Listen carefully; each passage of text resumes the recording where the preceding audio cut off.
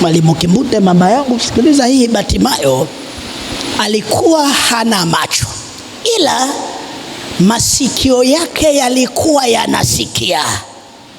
Mtu anayenielewa aseme amina.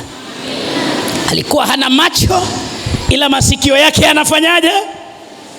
In a theological term, meaning Mungu hakunyimi kila kitu.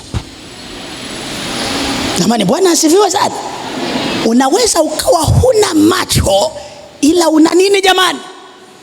Haya, hili muulize mwenzako tena, masikio yako ni nini? Muulize ili anielewe ninachosema, masikio yako ni nini? Kwa sababu kuna mtu yuko hapa, Pastor Andrew, hana degree. Anasema mimi sina degree, sasa maisha ni magumu. Huna nguvu. Haleluya Bwana. Hauna karama, hauna ujuzi. Mungu hakunyimi kila kitu. Haleluya Bwana. Sikiliza hii. Allow me to go a little bit deeper. Mungu hakupi kila kitu, moja. Mbili, hakunyimi kila, ila anataka utumie alichokupa upate kila kitu. Kuna mtu anamuelewa mchungaji? Na ndiyo maana hana macho, ila anapaswa atumie masikio apate macho. Jamani, haleluya mkutano. Sikiliza nikwambie, kuna kitu Mungu ameweka ndani ya kila mmoja aliyeko hapa ambacho ukikitumia unafanikiwa. Bwana asifiwe sana. Na cha kwangu Pastor Andrew ni kuhubiri, mimi sina kingine.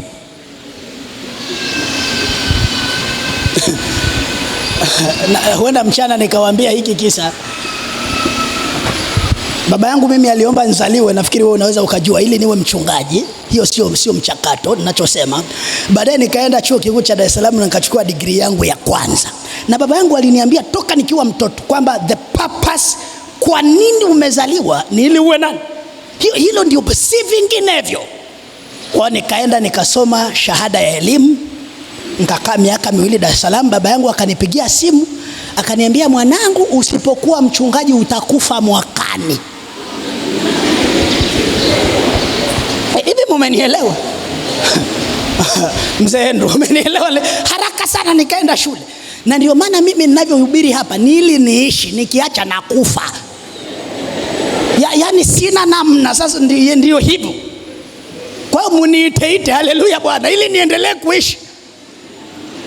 Mungu amempa kila mtu kitu ambacho ukikitumia unapata nini jamani?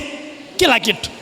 Bartimayo akapaza sauti yake akasema, mwana wa Daudi unirehemu, mwana wa Daudi, mwana wa Daudi unirehemu, unirehemu mwana wa Daudi.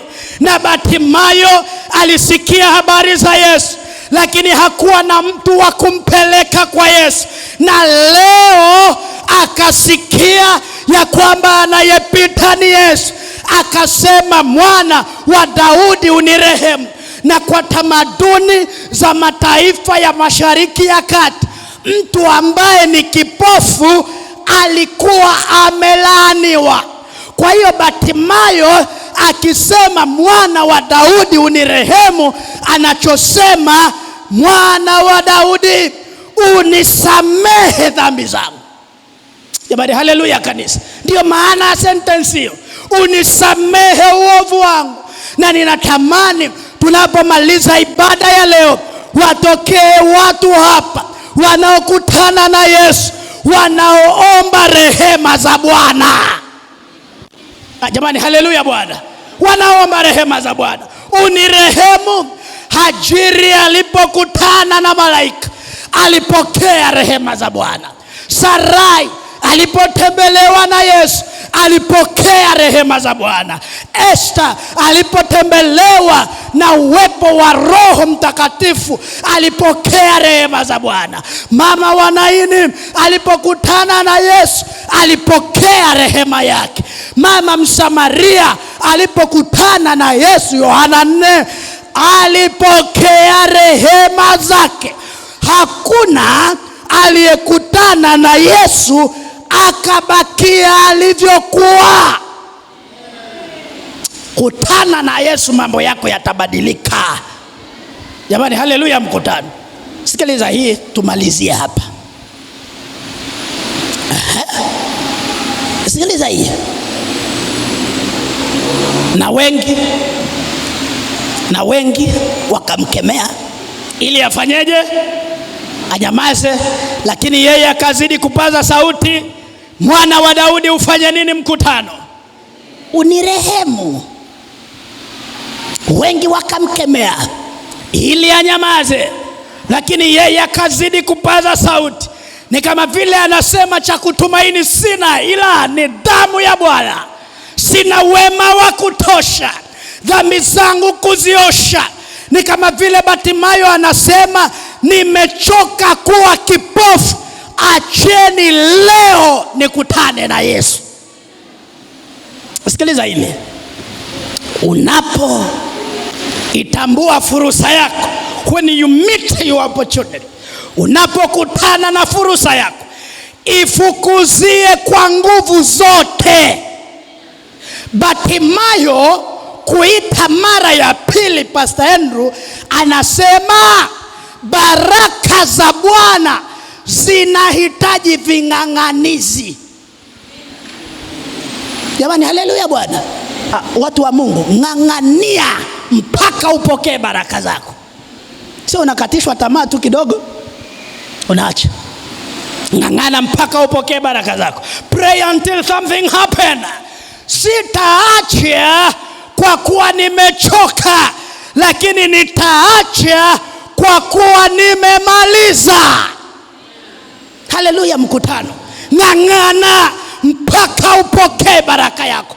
Natamani aibuke mama kanisa la Kana atakaye ng'ang'ana mpaka apokee baraka za Bwana. Natamani waibuke vijana hapa watakaoomba, watakaofanya kazi mpaka wapokee baraka za nani?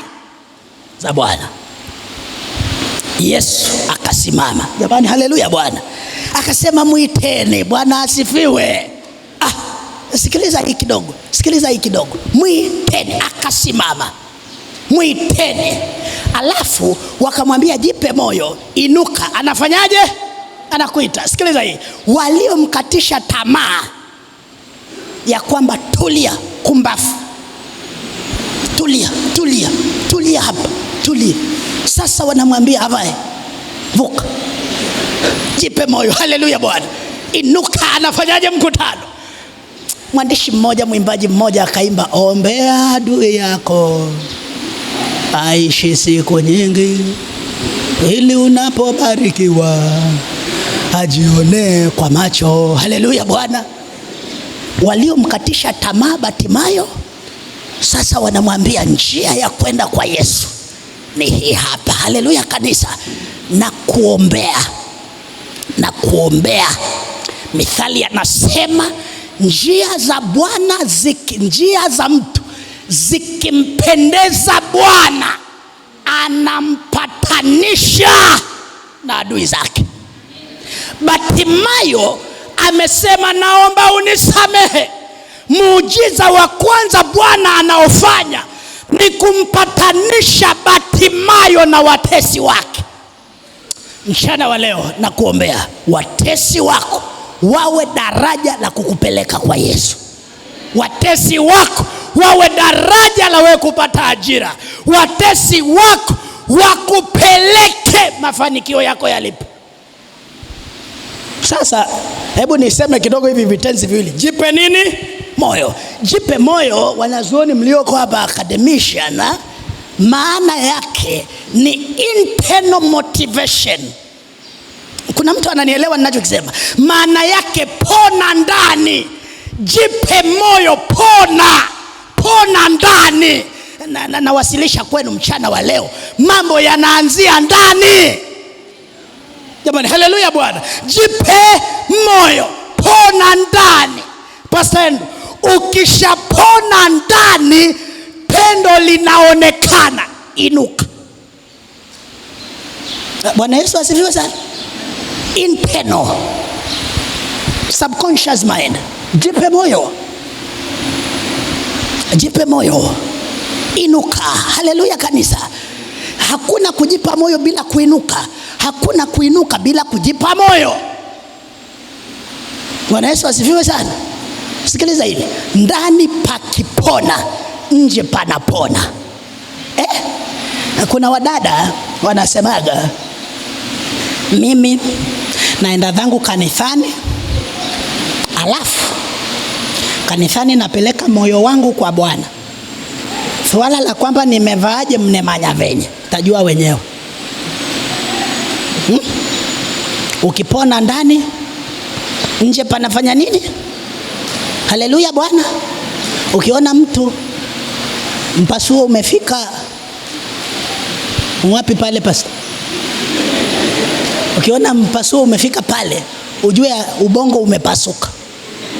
Kwa hiyo ubongo ukishonwa, mpasuo na unashonwa. Haleluya Bwana. Ukipona ndani, nje panapona. Haleluya kanisa. Na unasema ni kweli, Bwana anatazama moyo. And you know it's very true. Very true, anatazama moyo. No doubt about. Anatazama moyo. Lakini mimi siwezi kutazama moyoni. Mimi ninakutazama wewe. Haleluya Bwana. Pona nje kwa jina la Yesu. Usitutishe na habari za moyoni. Za moyoni ni za Bwana, za nje ni za kwetu. Haleluya Bwana. Sasa usituletee mchezo. Nilienda makambi mwaka jana mahala fulani, alafu watoto wakawa wanafanya program za watoto. Sasa mimi mkaka wa watu, baba yangu alinifundisha ili uwe smart unakaa mbele. Kwa hiyo niliamini hivyo toka nikiwa mtoto. Kwa hiyo niliona watoto wanafanya program na mwalimu wao, nikapita kiti cha mbele pale nikakaa nipate kitu. Sasa bwana, kuna mdada alikuwa amevaa nguo yenye mpasuo mtakatifu, na nimekaa hapo mbele hapo. Sasa akiimba na watoto, piga magoti. Sasa nilipotazama ile nikaona ninatoka kwenye uwepo wa Roho Mtakatifu. Nikafumba macho. Pastor, I submit into us. Nilipofumba macho nikalala kabisa. Nikapatwa na usingizi. Mtoto wa watu, nimechoka. Vaa vizuri. Haleluya Bwana. Jipe. Inuka. Anafanyaje kanisa? Anakuita.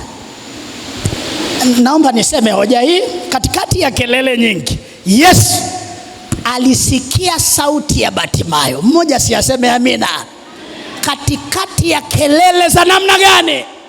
Yesu alisikia sauti ya Batimayo.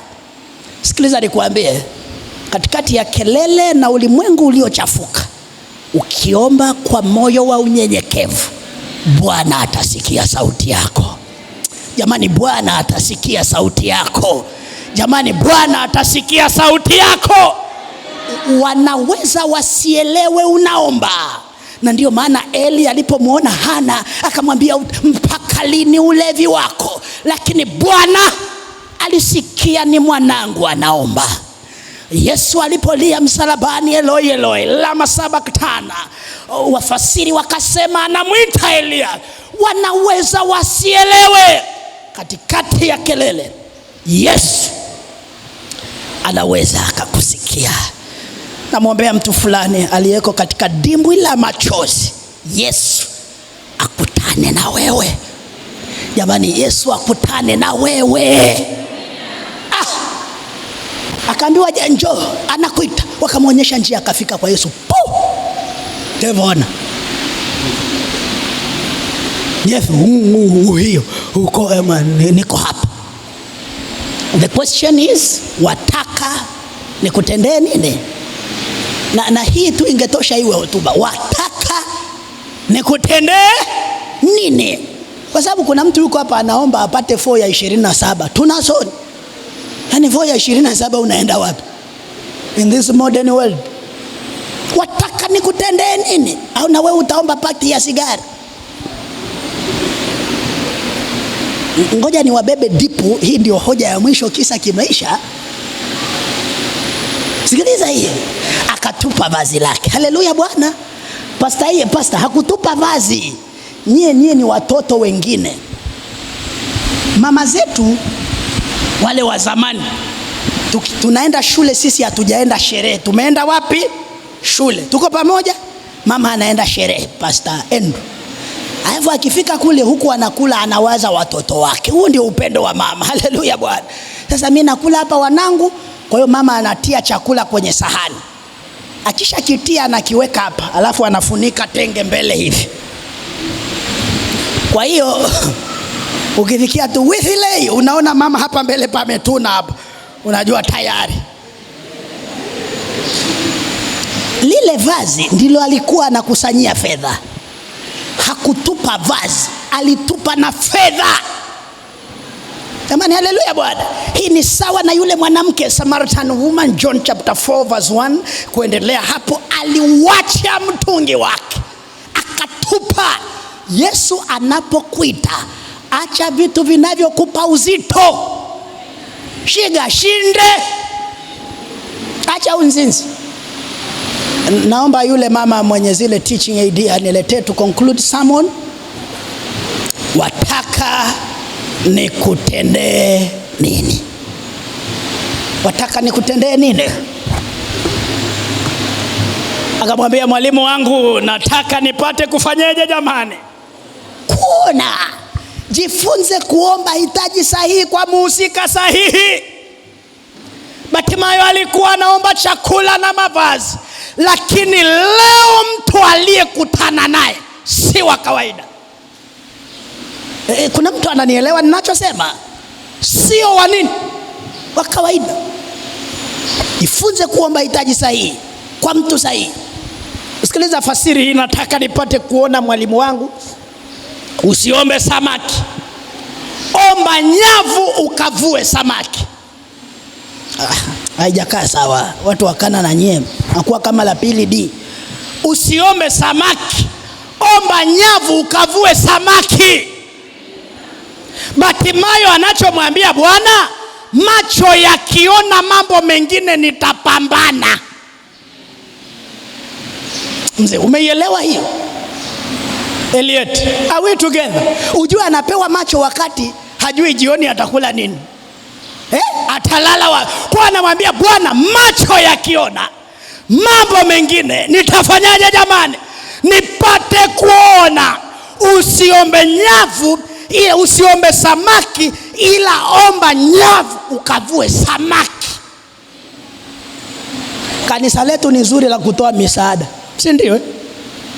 Lakini umeenda kwa watoto wa mtaani, umempa chakula leo, good, bibiliko. Kesho atakula nini?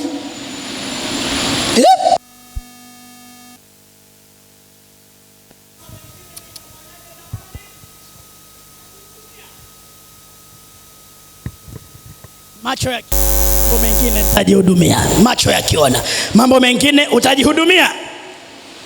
Sasa naomba niwaase kidogo wote hapa, nimeona mna macho, una uwezo wa kujihudumia.